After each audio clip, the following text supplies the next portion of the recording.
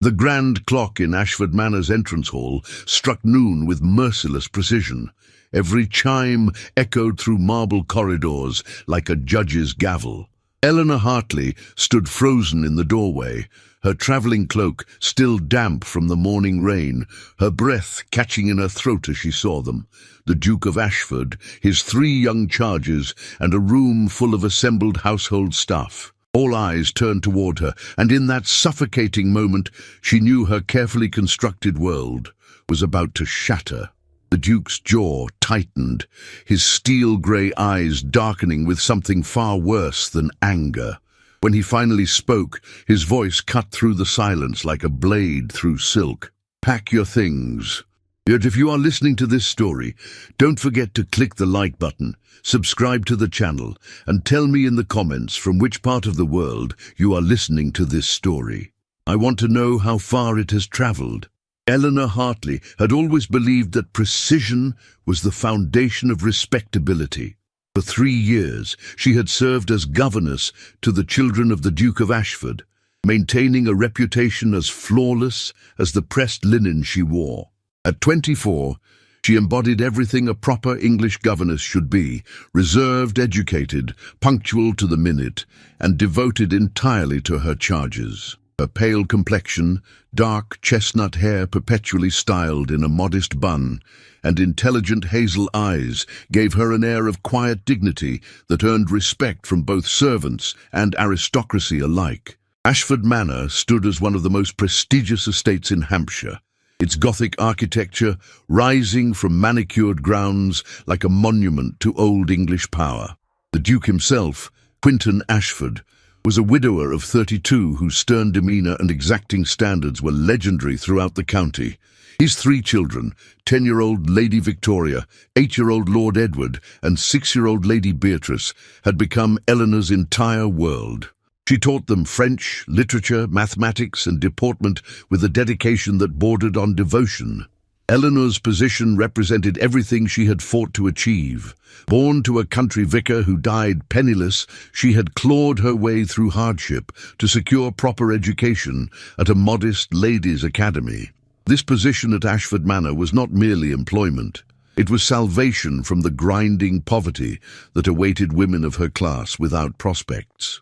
She lived in comfortable quarters on the 3rd floor, dined on food from the Duke's own kitchen, and received a salary that allowed her to send money to her aging mother in Yorkshire. The household operated with clockwork precision under the Duke's watchful eye. Breakfast was served at 7, lessons commenced at 8, luncheon at noon, afternoon studies at 2, and tea at 4. Eleanor had never been late, never missed a lesson, never given the Duke cause for complaint. Her devotion to routine was absolute, her fear of failure profound. His Grace the Duke was a man of few words, but immense presence. Tall and broad-shouldered, with dark hair silvering at the temples and those penetrating grey eyes that seemed to assess everything, he commanded respect through mere existence. Since his wife's death 5 years prior, he had thrown himself into managing his estates and raising his children with military discipline. He expected perfection from everyone in his employ, and Eleanor had spent 3 years providing exactly that.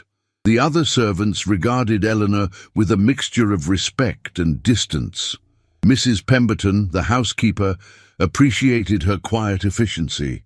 Mr. Blackwell, the butler, nodded approval at her proper conduct. But there was one person who viewed Eleanor's position with barely concealed envy: Miss Charlotte Winters, the Duke's distant cousin who had moved to Ashford Manor 6 months ago, ostensibly to assist with the children's social education. Charlotte was everything Eleanor was not: fashionable, vivacious, well-connected, and possessed of a small fortune.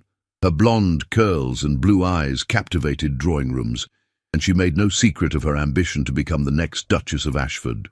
She viewed Eleanor as an obstacle, a woman who spent too much time with the Duke's children and occasionally caught His Grace's approving glance during evening reports on the children's progress. Eleanor told herself that such concerns were beneath her. She was a governess, nothing more. Any romantic notion was foolishness. Yet sometimes, When the Duke thanked her for her dedicated service, or when his stern expression softened, watching his children recite poetry she had taught them, Eleanor allowed herself the dangerous luxury of imagining a different life. That particular Tuesday in October 1887 had begun like any other. Eleanor woke at 6, dressed in her grey wool dress, and prepared for the day's lessons. But at 7:30, a desperate letter arrived from Yorkshire. Her mother had fallen gravely ill. The local physician feared pneumonia. Eleanor's younger sister, only 16 and overwhelmed, begged her to come immediately. Panic seized Eleanor's chest. The morning train to Yorkshire departed at 8. If she missed it, the next would not leave until evening. Her mother could be dying, but her duties, the children, the Duke's expectations, how could she simply leave without proper notice? She made a decision that would alter her life forever. She hastily penned a note explaining the emergency, left it with a housemaid to deliver to Mrs. Pemberton, grabbed her cloak, and ran for the station. In her panic, she failed to confirm the note's delivery. In her haste, she did not consider that the housemaid, new and terrified of disturbing the Duke at breakfast, might hide the letter in her apron and forget it entirely. Eleanor spent 3 hours in Yorkshire at her mother's bedside, only to discover the illness was less severe than feared. The physician had been overly cautious. Her mother, though weak, was recovering. Relief flooded through Eleanor, followed immediately by horror. 3 hours. She had been gone 3 hours, and lessons had started without her. The children would be confused, the Duke would be informed, and she had violated the cardinal rule of her position. Absolute reliability. She caught the next train back, her heart hammering against her ribs. Perhaps she could explain. Surely the Duke, though stern, would understand a family emergency. Her note would have reached him. He would know she had not simply abandoned her post. But as the train rattled through the Hampshire countryside, dread coiled tighter in Eleanor's stomach. She knew the Duke's reputation. She had seen him dismiss a footman for a single mistake, terminate a gardener for insubordination, and refuse to provide references to a kitchen maid who had been caught lying. Quinton Ashford valued loyalty, precision, and duty above all else, and Eleanor had just demonstrated none of those qualities. When she finally arrived back at Ashford Manor at noon, the very air seemed to condemn her. The entrance hall of Ashford Manor had never felt so cavernous, so cold, so utterly hostile. Eleanor stood in the doorway, her travelling cloak dripping rainwater onto the polished marble floor, and faced a scene that would haunt her for months to come. The Duke of Ashford stood at the centre of the hall, flanked by his 3 children who looked pale and anxious. But what made Eleanor's blood freeze was the assembled household staff. Mrs. Pemberton with her arms crossed, Mr. Blackwell looking grimly satisfied, and at least a dozen other servants lined up as though witnessing a formal judgment. And there, standing just behind the Duke with an expression of barely suppressed triumph, was Charlotte Winters, her blonde curls perfectly arranged, her fashionable blue dress immaculate. The Duke's face was carved from stone. Those grey eyes that had occasionally shown warmth when discussing his children's progress now held nothing but cold fury. When he spoke, his voice echoed through the hall with terrible clarity. "Miss Hartley, how kind of you to finally join us." Eleanor's throat constricted. "Your Grace, I can explain." "Can you?" He cut her off with brutal efficiency. "Can you explain why my children have been without their governess for 3 hours? Why Lady Beatrice cried because she thought you had abandoned her? Why I was forced to cancel my morning appointments to personally oversee their lessons?" "My mother was ill, Your Grace. I received an urgent letter this morning stating she had pneumonia. I wrote a note explaining the emergency." "A note?" The Duke's voice rose slightly, the only indication of his rage. "No such note was delivered to me, to Mrs. Pemberton, or to any member of my household staff who might have informed me of your absence." Eleanor's gaze darted to the housemaid, a young girl named Lucy, who stood trembling near the back of the assembled crowd. The girl's face had gone white as parchment. She hadn't delivered the note. Eleanor's last thread of defence snapped. "Your Grace, I entrusted the note to—" She stopped herself. Blaming a servant would make her appear petty and vindictive. The responsibility was hers alone. I should have ensured its delivery personally. I apologize for my failure. Your apology is 3 hours too late, Miss Hartley. The Duke stepped forward, and Eleanor instinctively retreated. For 3 years, I have entrusted you with my children's education and welfare. I've paid you generously, housed you comfortably, and expected only one thing in return: absolute reliability. You have proven yourself unworthy of that trust. Charlotte chose that moment to interject, her voice dripping with false sympathy. Quinton, perhaps Miss Hartley simply does not understand the enormous responsibility we have given her. Managing one's personal affairs while caring for children of such importance requires maturity that not everyone possesses. The use of the Duke's Christian name, the implication of shared responsibility, the subtle suggestion that Eleanor was immature, each word was a calculated strike. Eleanor's hands clenched into fists beneath her cloak. I have served this family faithfully for 3 years, Eleanor said, fighting to keep her voice steady. One emergency does not erase that record. Does it not? The Duke's expression darkened further. What you call an emergency, I call abandonment of duty.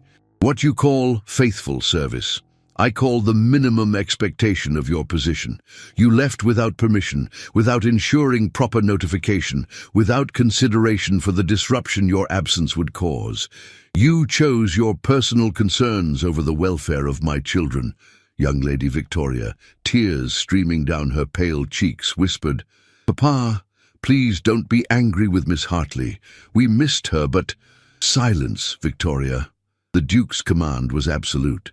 He returned his attention to Eleanor, and in that moment she saw no mercy in his face.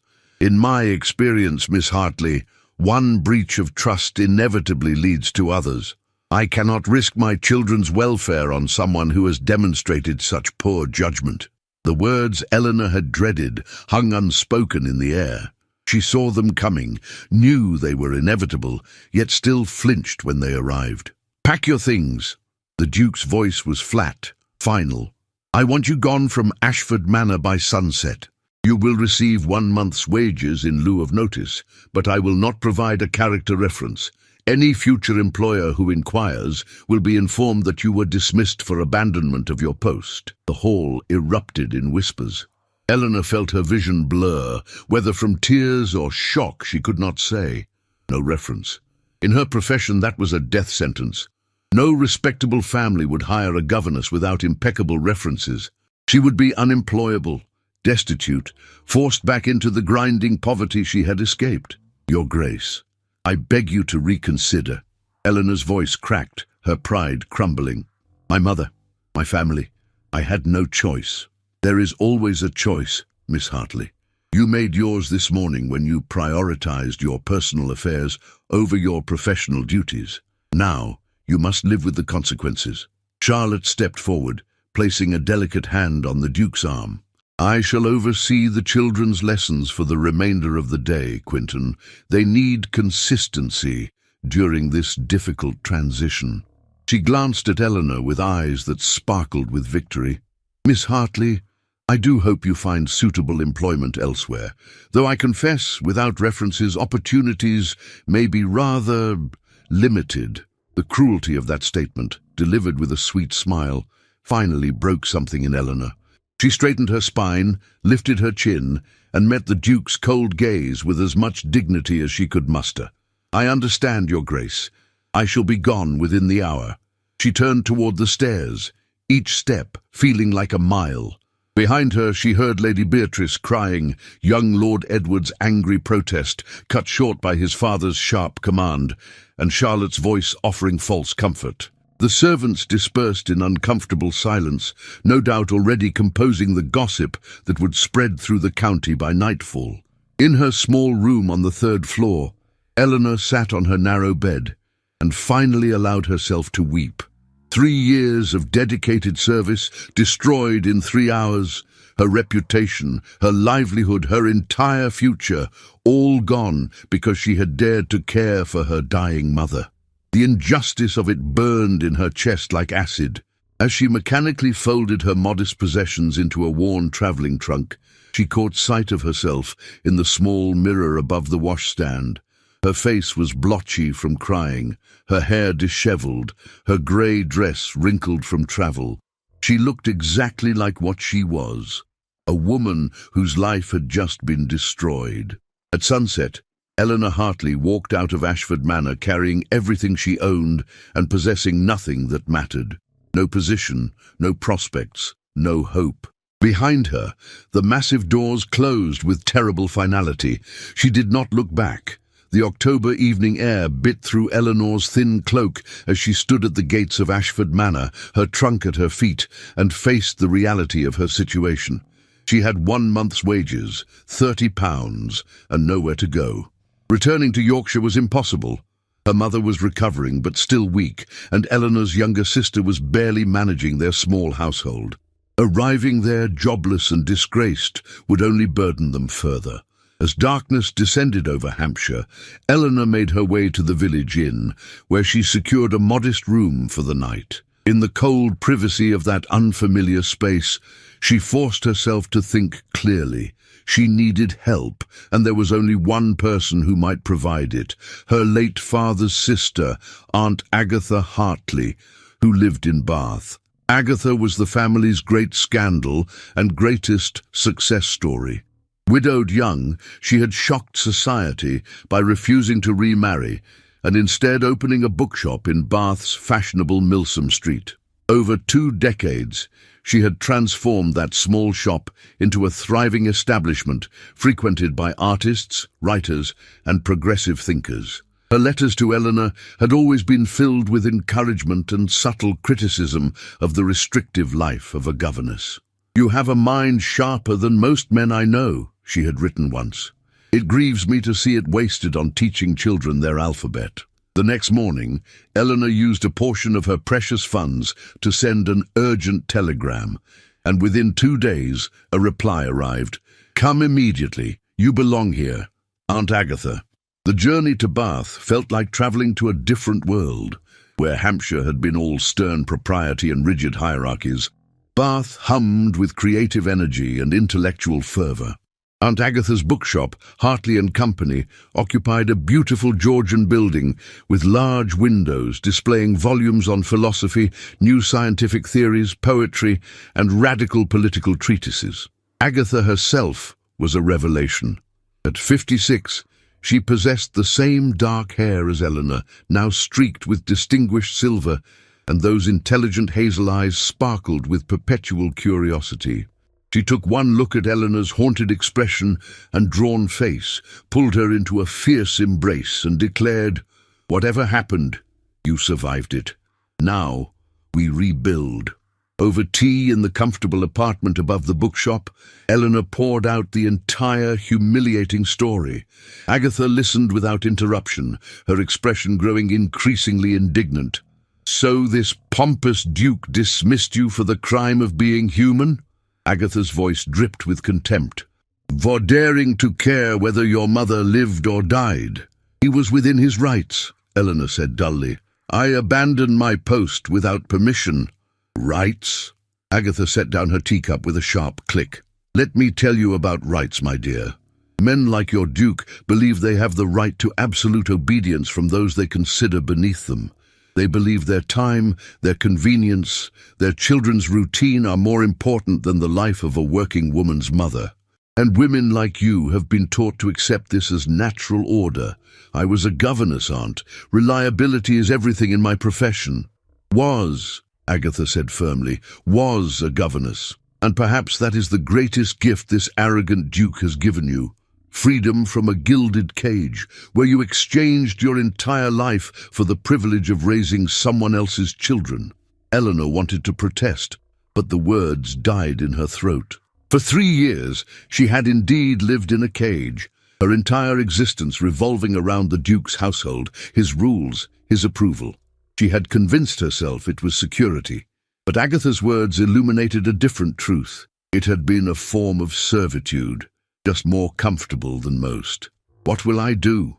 Eleanor's voice was barely a whisper. "Without references, no family will hire me. I have no other skills, no other prospects. Then we shall give you both. Agatha leaned forward, her eyes bright with determination. You will work with me in the bookshop. You read French, Latin, and Greek. You understand literature and philosophy.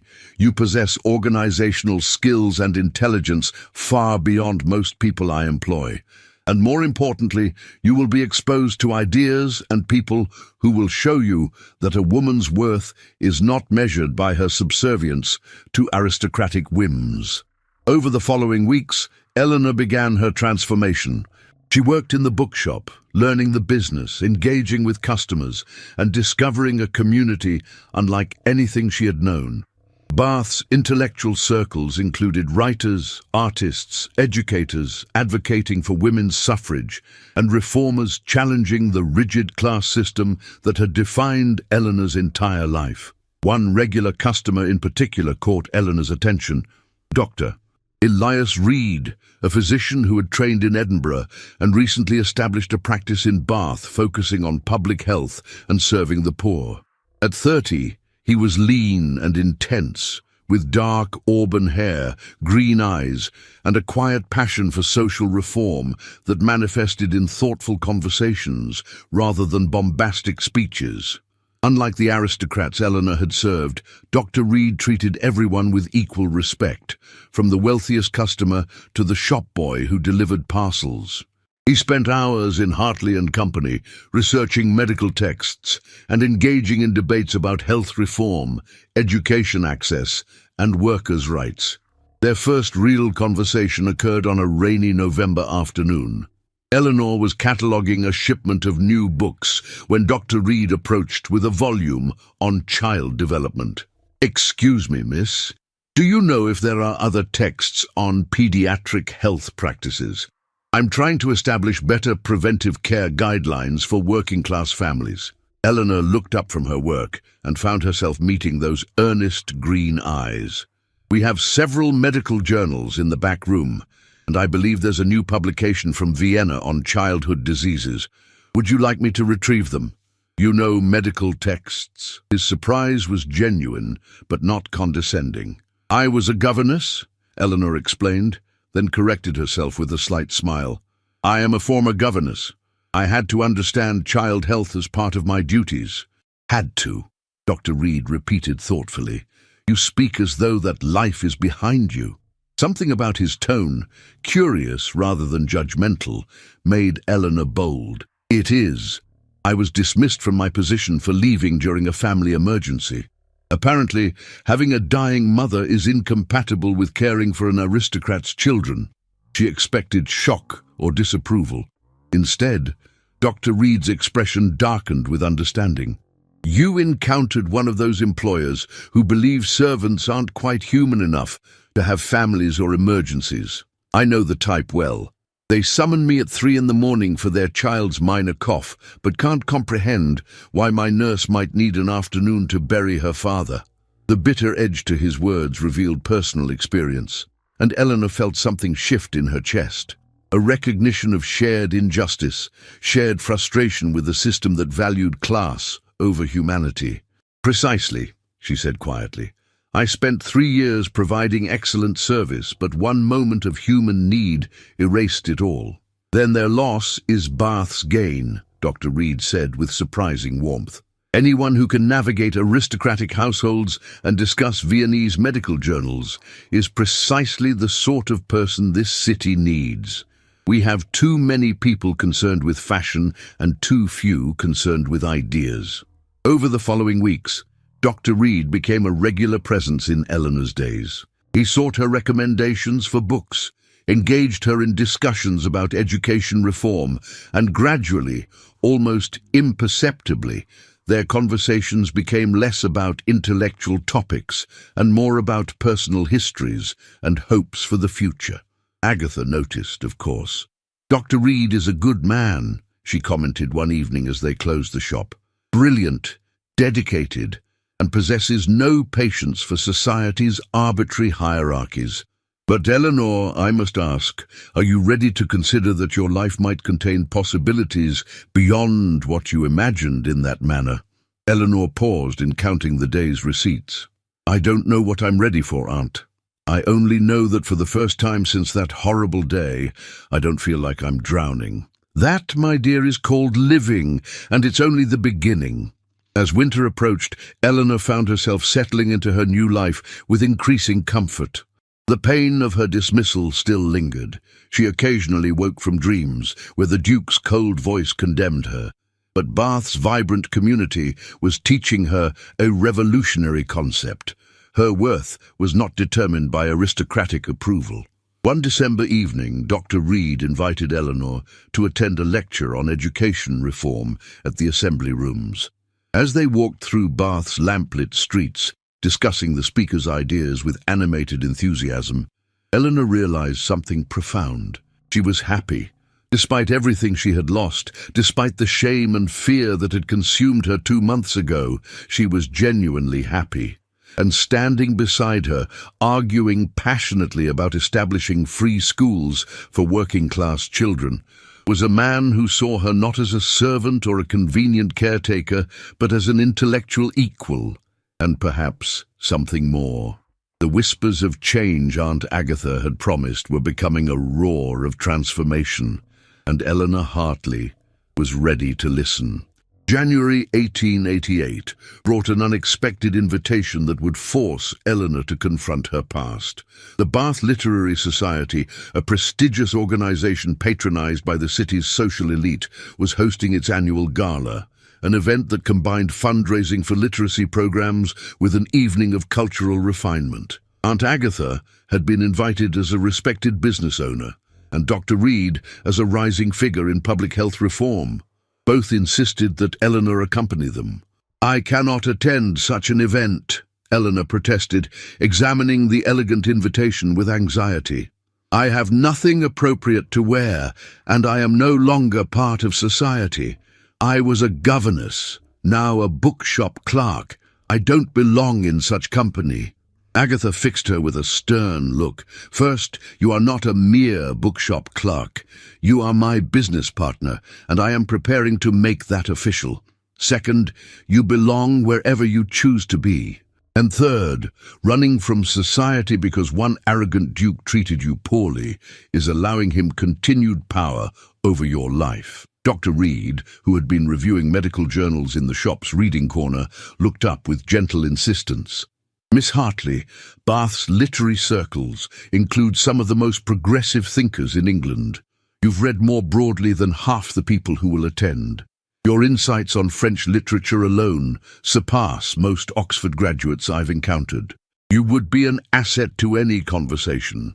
The way he looked at her when he said it, with genuine admiration and something warmer, made Eleanor's decision.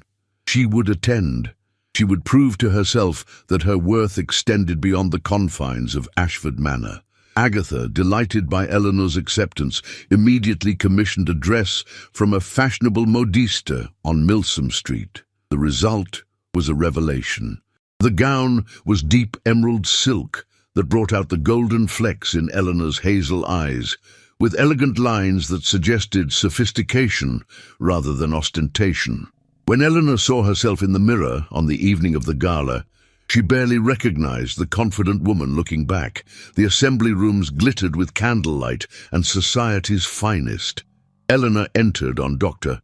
Reed's arm, with Agatha commanding attention beside them, and for the first time since her dismissal, she held her head high. She was no longer Eleanor Hartley, the disgraced governess. She was Eleanor Hartley, business partner, intellectual, and, judging by the warm pressure of Dr. Reed's hand on her arm, a woman worthy of genuine regard. The evening proceeded beautifully.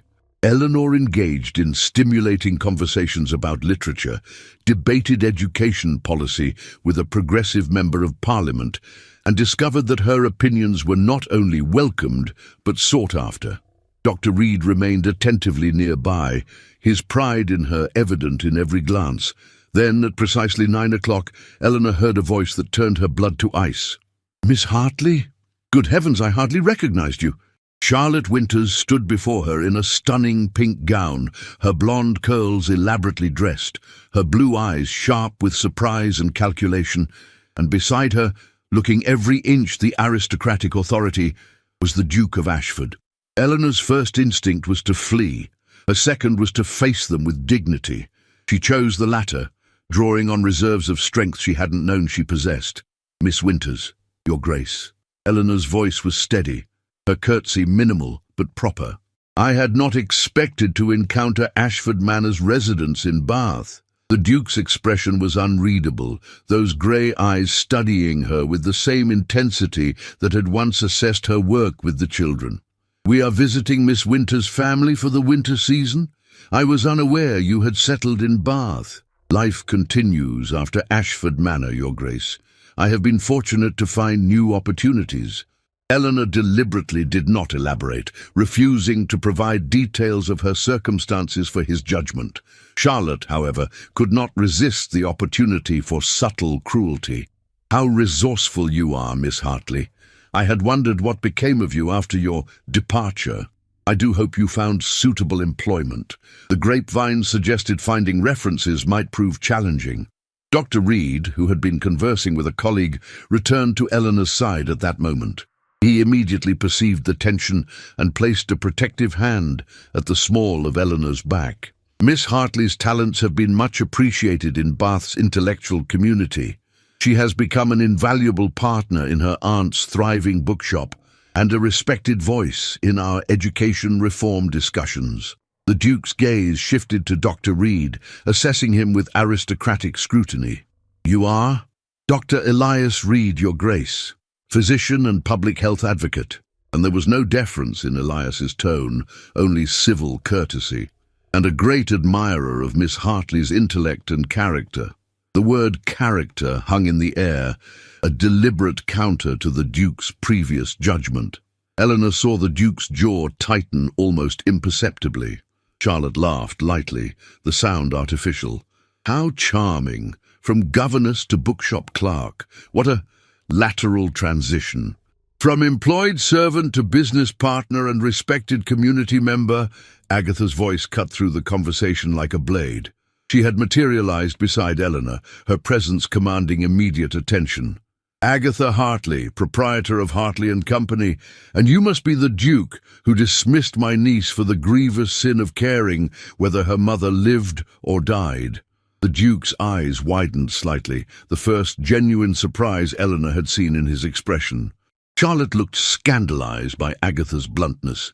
"I dismissed Miss Hartley for abandoning her post without proper notification," the Duke said coldly. "A family emergency does not absolve one of professional responsibilities." "Does it not?" Agatha's tone could have frozen champagne. "Tell me, Your Grace, when your wife was dying, did you continue attending to every minor business matter? Or did you prioritize human concerns over procedural correctness?" The assembly rooms had grown quiet around them. Several people were openly watching the confrontation, sensing drama. The Duke's face darkened. "You dare to speak of my late wife? I dare to point out hypocrisy when I see it," Agatha continued, unintimidated. "You expect servants to be perfect automatons, never burdened by human needs or emotions, while you yourself undoubtedly made exceptions for your personal grief. Eleanor served your family faithfully for 3 years, and you discarded her for one moment of human crisis. That says far more about your character than hers." Charlotte stepped forward, attempting to rescue the situation. "Mrs. Hartley, you clearly don't understand the demands of managing a great household. The Duke requires absolute reliability." "I understand perfectly," Eleanor interrupted, finding her voice and her courage. She looked directly at the Duke, no longer the terrified employee, but a woman who had discovered her own worth. "I understand that I devoted 3 years to your children's welfare and education. I understand that I loved them, worried over their progress, celebrated their achievements, and comforted their tears. And I understand that when my mother was reported to be dying, I made a choice, a human choice, to go to her side." She stepped closer to the Duke, her eyes blazing with emotion long suppressed. "I wrote a note. That it was not delivered was unfortunate, but my intent was clear. I did not abandon your children, your grace. I responded to an emergency with every intention of returning as quickly as possible, but you saw only disruption to your schedule, inconvenience to your routine. You never asked about my mother's condition. You never considered that I might have been terrified, desperate, human. The Duke's expression shifted, something that might have been discomfort or recognition flickering across his features. But before he could respond, Eleanor continued, I have spent 3 months believing I deserved that humiliation, that I had failed some sacred duty. But I have learned something valuable in Bath, your grace. I learned that my worth is not measured by aristocratic approval. I learned that caring for people, truly caring, with compassion and recognition of their humanity, is not weakness, but strength. And I learned that I would rather work in a bookshop and be respected for my mind than live in luxury while being treated as a convenient mechanism. Dr. Reed's hand found hers, squeezing gently in support. Agatha looked fiercely proud. Around them, several people nodded approval, and one elderly gentleman even murmured, "Hear, hear." The Duke opened his mouth as if to respond, but whatever he intended to say was lost as the evening speaker approached the dais, calling for attention. The moment fractured, and Charlotte quickly guided the Duke away toward their seats. Though Eleanor noticed him glancing back once, his expression troubled. As Eleanor, Dr. Reed and Agatha found their own seats. Eleanor's hands trembled slightly from adrenaline. She had just publicly confronted a duke, had spoken truths she barely acknowledged to herself, and had done so without apology or submission. That, Agatha whispered, leaning close, was magnificent. Dr. Reed said nothing, but the way he looked at Eleanor, with admiration, respect, and undisguised affection, spoke volumes. Later that evening, as the gala concluded with dancing, Dr. Reed led Eleanor onto the floor for a waltz. As they moved through the steps, he spoke quietly. "Eleanor, I must confess something. Watching you face that pompous duke with such grace and courage only confirmed what I have known for weeks. You are the most remarkable woman I have ever met." Eleanor looked up at him, seeing sincerity in those green eyes. "Elias, I am a woman without position, without prospects beyond a bookshop. You could do far better, better than a brilliant, compassionate woman who values human dignity over social convention, better than someone who has overcome humiliation with courage and emerged stronger. Eleanor, I am a physician dedicated to serving the poor, an outsider to fashionable society, and far more interested in meaningful work than social advancement. We are, I think, perfectly matched in our rebellion against arbitrary hierarchies." Across the ballroom, Eleanor caught sight of the Duke watching them. For just a moment their eyes met, and she saw something unexpected in his gaze, regret, perhaps, or recognition of what he had dismissed so carelessly. But Eleanor looked away, focusing instead on the man who held her with respect and care, who saw her value and who represented a future far different from the cage of aristocratic service she had escaped. The evening ended with Dr. Reed escorting Eleanor and Agatha home through Bath's moonlit streets. At the bookshop door he paused, taking Eleanor's hand with gentle formality. "Miss Hartley, Eleanor, I wonder if you might allow me to call on you properly. Not as a customer or acquaintance, but as a man who very much hopes to know you better." Eleanor smiled, genuinely and freely. "I would like that very much, Dr. Reed." "Elias," he corrected softly. "When we are not in formal company, I hope you will call me Elias." As Eleanor watched him walk away into the January night, she felt something she hadn't experienced since that terrible day at Ashford Manor. Hope. Not the desperate hope of avoiding disaster, but the bright hope of genuine possibility. She had faced her past, confronted her demons, and emerged victorious. And the future, once terrifying in its uncertainty, now glittered with unexpected promise. Spring arrived in Bath with unusual warmth, and with it came a series of developments that transformed Eleanor's life from reclamation to genuine flourishing. Agatha made good on her promise, officially making Eleanor a business partner in Hartley and Company. The legal documents were signed in March, and Eleanor's name appeared on the shop's signage alongside her aunt's, a public declaration of her new status. The intellectual community that frequented the bookshop responded to Eleanor's partnership with genuine enthusiasm. She had proven herself knowledgeable, thoughtful, and possessed of keen business sense. More importantly, her personal story, which Agatha had discreetly shared among trusted friends, had made her something of a symbol for progressive thinkers advocating for workers' rights and women's economic independence. But the most significant development was the deepening relationship between Eleanor and Dr. Elias Reed. Their courtship, if it could be called that, bore no resemblance to the formal, choreographed rituals of aristocratic society. Instead, it grew organically through shared work, intellectual companionship, and mutual respect.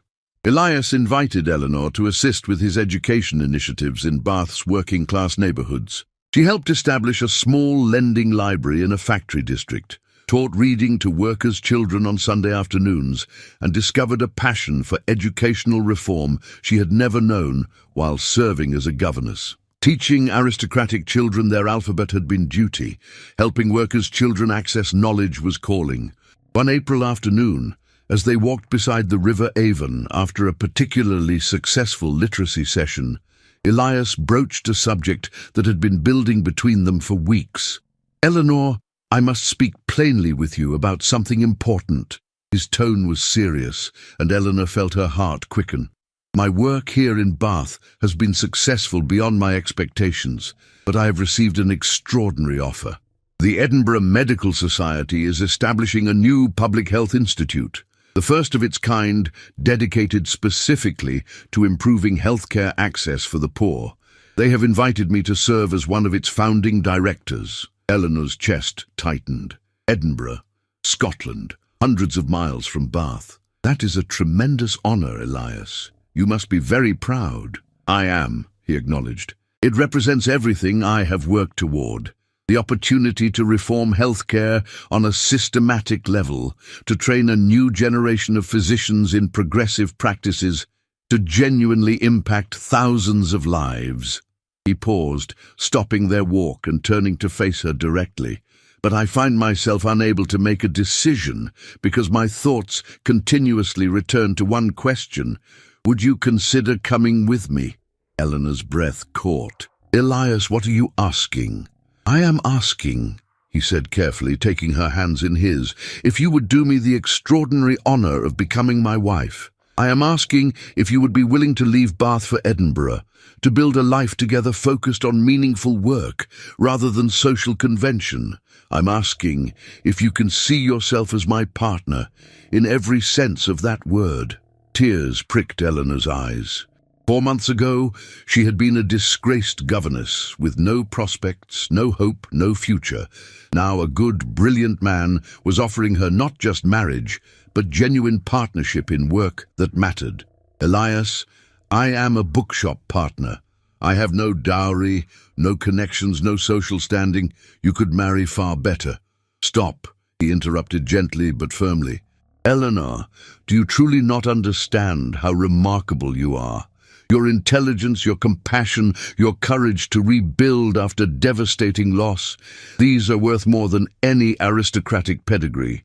I don't want a wife who will grace my dinner parties and manage my household. I want a partner who challenges me intellectually, shares my values, and builds meaningful work alongside me. I want you." Eleanor searched his face and found only sincerity, respect, and love. "Yes," she whispered, then stronger. "Yes, Elias, I will marry you. I will go to Edinburgh with you. I will be your partner in every sense." His joy was immediate and unguarded. He pulled her into an embrace completely inappropriate for public view, and Eleanor found she didn't care at all about propriety. She had spent too many years caring about what was proper, what was expected, what would earn approval. This moment was about what she wanted, what she chose, what she felt. When they returned to the bookshop to share the news, Agatha greeted their announcement with characteristic directness. "About time. I have been watching you two dance around your feelings for months. Now we have wedding details to plan, and more importantly, we must determine the future of Hartley and Company." Eleanor's happiness dimmed slightly. "Aunt, I cannot expect you to simply—" "Hush," Agatha commanded. "I am 60 years old, Eleanor.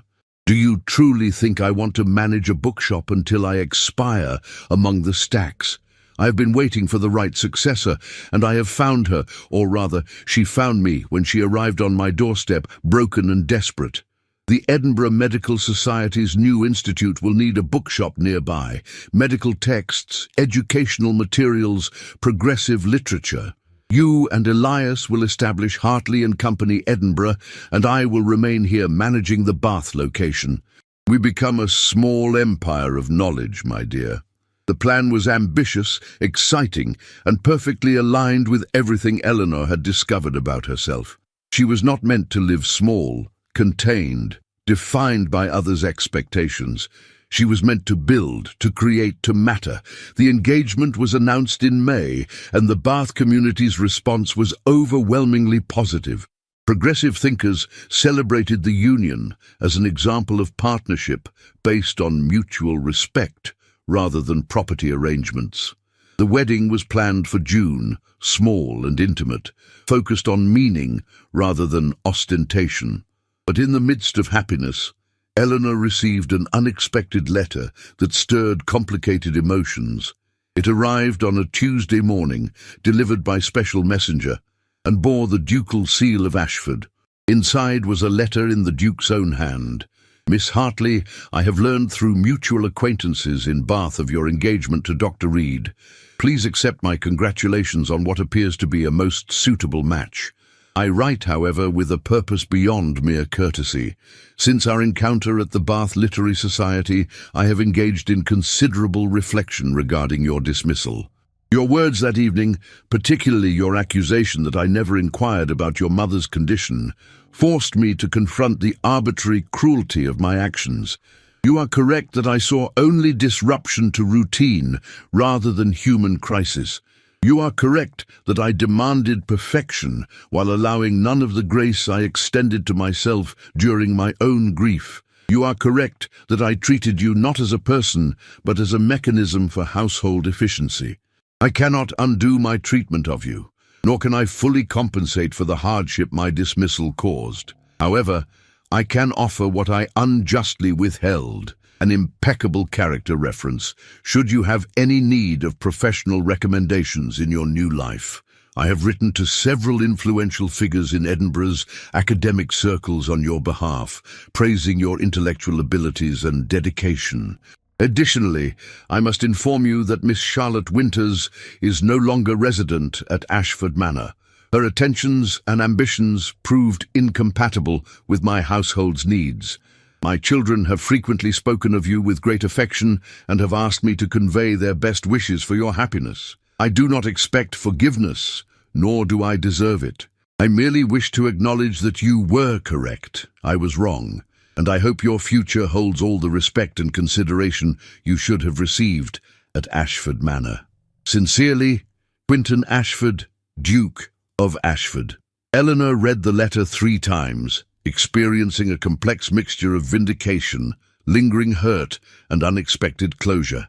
The Duke's apology, while imperfect, represented something she had never anticipated: acknowledgement of his injustice. She showed the letter to Elias that evening. He read it carefully, then looked at her with concern. "How do you feel about this?" "Relieved," Eleanor said after consideration. "Not because I needed his validation. I have learned my worth is not dependent on aristocratic approval, but because it confirms what I discovered in Bath, the fault was never mine.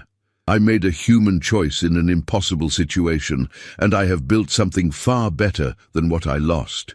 Will you respond?" The wedding took place on a beautiful June morning in Bath Abbey.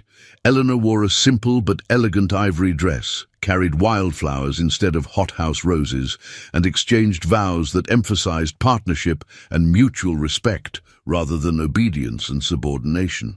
Agatha stood as her witness, beaming with pride, and Elias's closest colleagues from the medical community attended with genuine warmth. There was no aristocracy present, no grand society to impress, no performance of status, just people who cared about the couple and supported their union. As Eleanor and Elias left the Abbey as husband and wife, facing a future in Edinburgh and work that would genuinely matter, Eleanor paused on the steps. She looked back at Bath's beautiful Georgian architecture, at the city that had given her refuge and helped her rediscover herself. "No regrets?" Elias asked softly. Eleanor turned to him with a smile of absolute certainty. "None. I'm exactly where I am meant to be, with exactly who I am meant to be with, building exactly the life I choose. For the first time, Elias, I am truly free."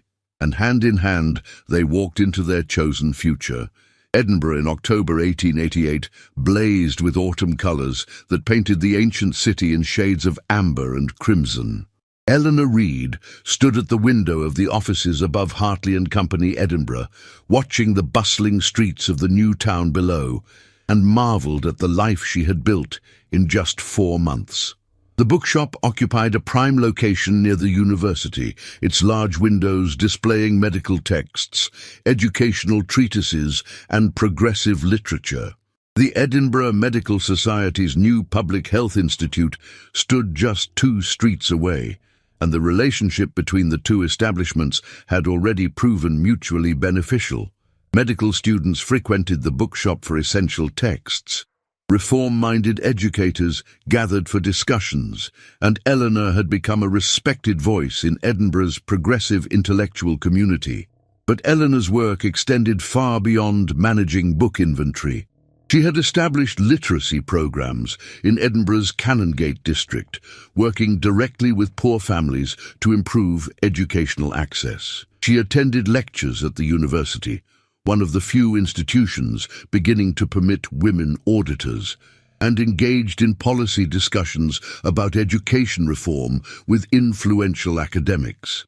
Her partnership with Elias had proven exactly as promised: genuine collaboration in meaningful work. He directed the Public Health Institute with passionate dedication, developing programs to improve medical care for the poor, training physicians in progressive practices, and advocating for systematic healthcare reform.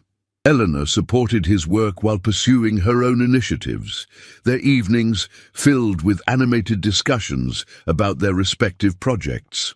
Their modest home in a Georgian townhouse reflected their values: comfortable but not ostentatious, filled with books rather than fashionable furnishings, a place for intellectual gatherings rather than society performances.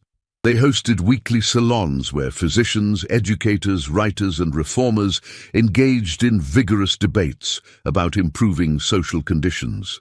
On this particular October afternoon, Eleanor was reviewing proposals for expanding the literacy program when a familiar face appeared at the bookshop's entrance. Young Lady Victoria Ashford, now 11 years old, accompanied by an older woman Eleanor didn't recognize. Eleanor's heart leapt with joy and surprise. "Victoria!" She came around the counter quickly, then checked herself, uncertain of propriety. But Victoria had no such reservations, rushing forward to embrace her former governess with obvious delight. "Miss Hartley, Mrs. Reed! Oh, I have missed you so dreadfully." Victoria's voice cracked with emotion. "Papa said we might visit you while we're in Edinburgh for the autumn season. May we speak with you?" The older woman stepped forward with a warm smile. "Mrs. Reed, I am Miss Penelope Thornton, the children's current governess.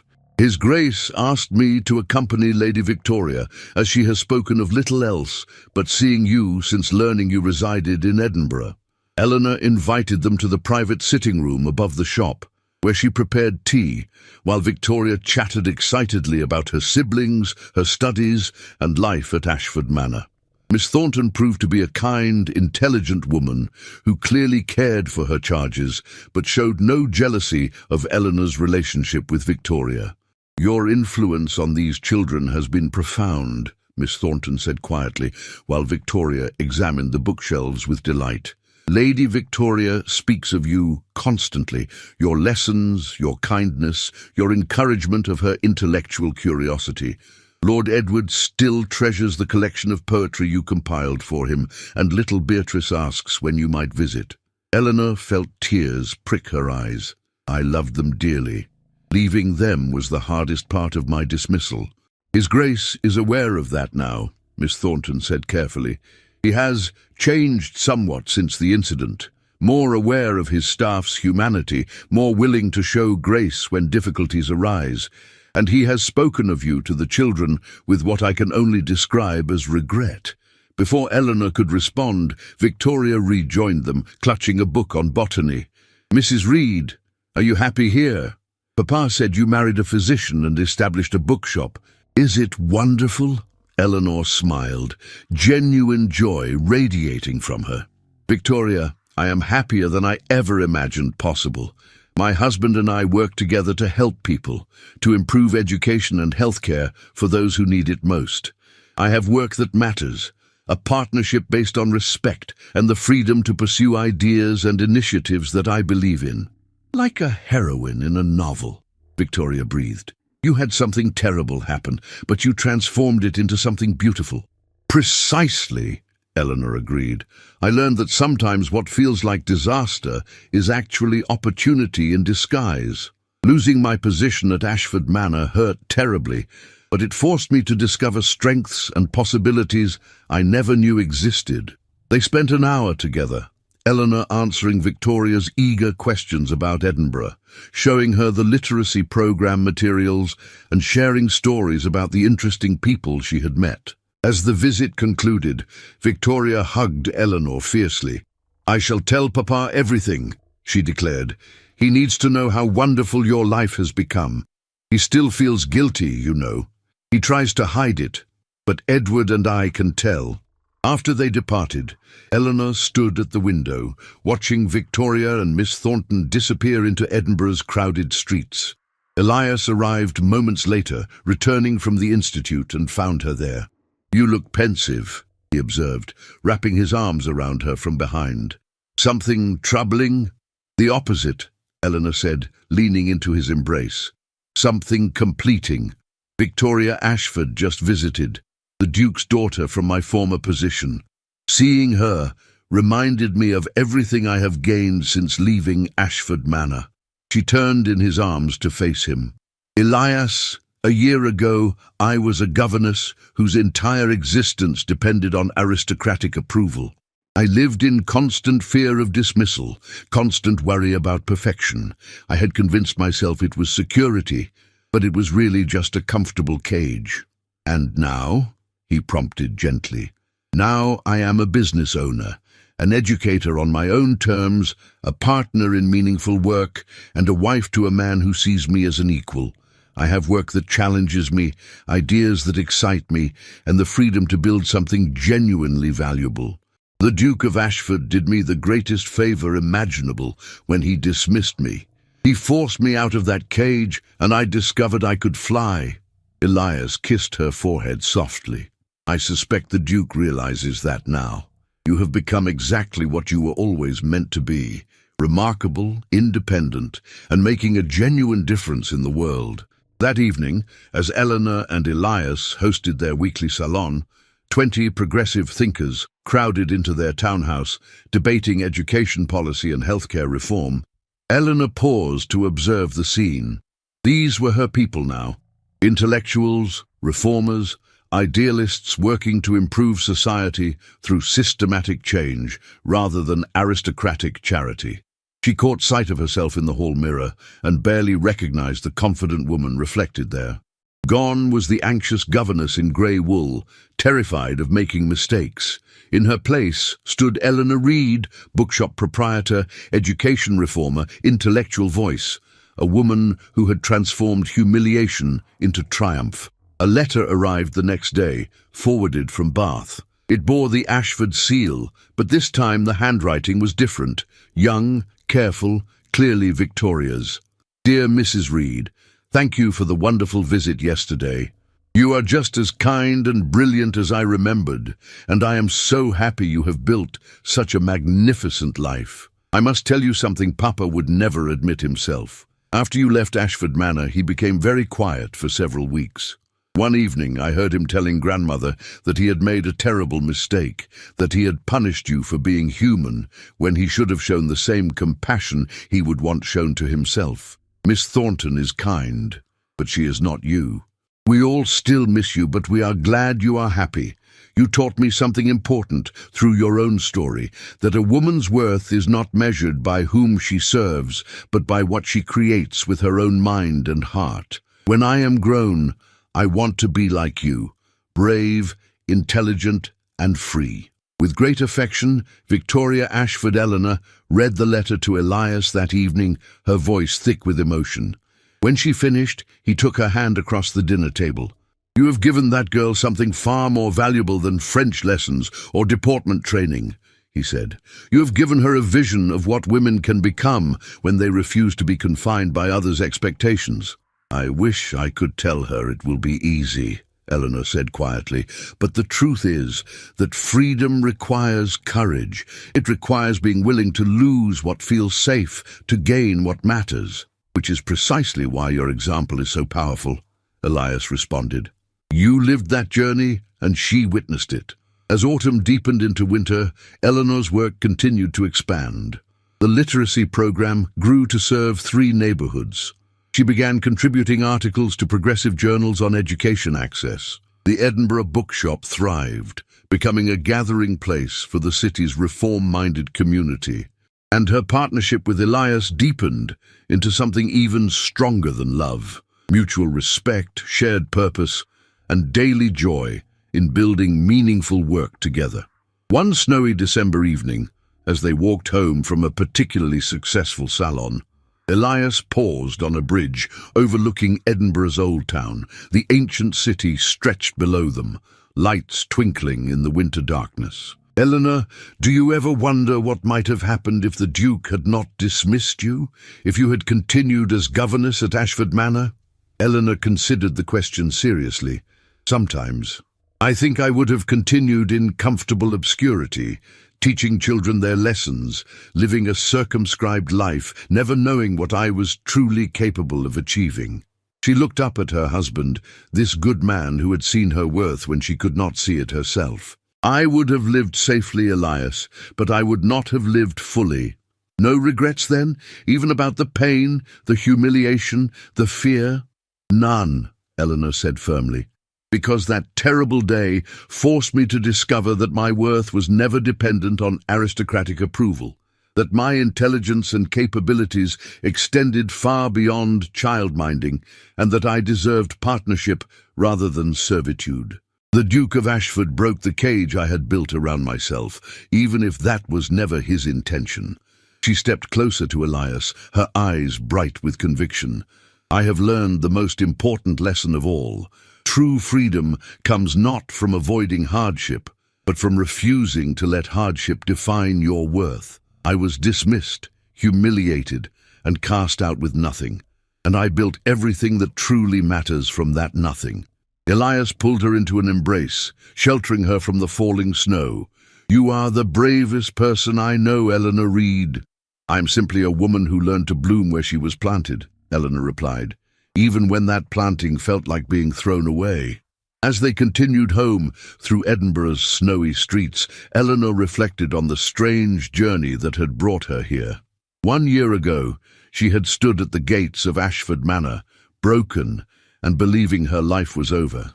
Today, she walked beside her husband through a city where she had built respect, influence, and purpose entirely on her own terms.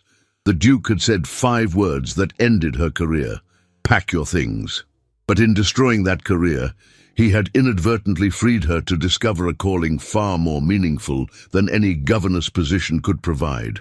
Eleanor Hartley Reed was no longer defined by whom she served or what others thought of her. She was defined by the work she created, the lives she touched, the ideas she championed, and the future she built with courage and conviction. She had transformed humiliation into triumph, dismissal into liberation, and endings into extraordinary new beginnings. And standing in the snow-dusted streets of Edinburgh, Eleanor smiled with the profound satisfaction of a woman who had chosen her own path and found it infinitely better than any predetermined destiny. If you are listening to this story, don't forget to click the like button, subscribe to the channel, and tell me in the comments from which part of the world you are listening to this story. I want to know how far it has traveled.